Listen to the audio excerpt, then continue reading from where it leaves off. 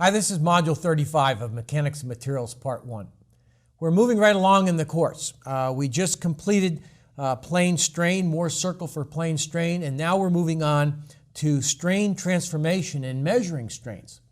And so today's learning outcome is to calculate the in-plane strains based on experimental analysis techniques to measure that strain. I've talked about this earlier. Strains are often easier to measure than stress, and so we're going to use what we call experimental analysis techniques to measure those strains. Strains are often measured, usually measured, on a free, unstressed surface of a member. And so if you recall, a free, unstressed surface of a member is the condition called plane stress. And so here's the plane stress review from earlier in the course. With plane stress, we have no out-of-plane stresses in the z direction. And even though there is no stress in the z direction, there is, however, going to be a strain in the z direction. And it is also a principal strain. There are no shear strains on the z face since it is a free surface. And so here you see the shear strains on the z surface and the normal strain. Now the shear strains are equal to 0, however the normal strain does have a value. However, for small deformations, you can show that the in-plane normal strains, the 2D normal strains, are not affected by the out-of-plane displacement or the strain in the z direction. And the plane strain equations and more circle for plane strain are valid for the case of plane stress when the measurements are made on a free surface. And so the very important result is that the transformation equations of plane strain apply to strains in plane stress, and also the transformation equations of plane stress can be used for stresses in plane strain. So this is very convenient when we're analyzing problems using 2D modeling. And so to measure strain, we use electrical resistance strain gauges. And I'm going to show you one of these in a second. But with a strain gauge, the changes in length of the strain gauge are measured and attached to the specimen. And they are going to cause a change in electrical resistance that is measured.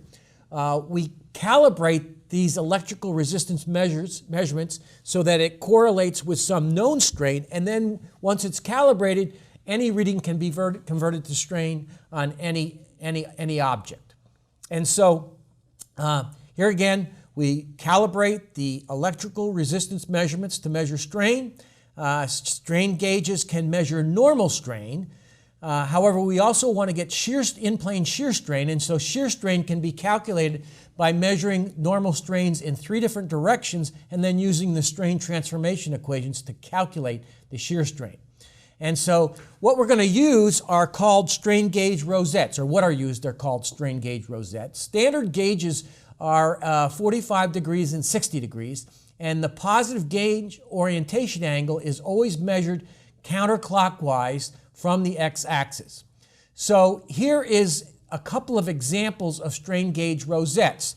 This one is 45 degrees on the left, so you start with one of the strain gauges oriented along the x-axis, and then you have 2 more 45 and 90 degrees counterclockwise from the x-axis.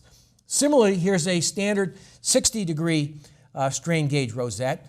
And now I want you to look at this beverage can where we've actually got a strain gauge rosette, a 45-degree strain gauge rosette attached to the beverage can to measure strains. And you'll see that there's electrical wires hooked up to measure the electrical resistance changes. And so a good practical example of how we measure strain. And so here's our strain gauge.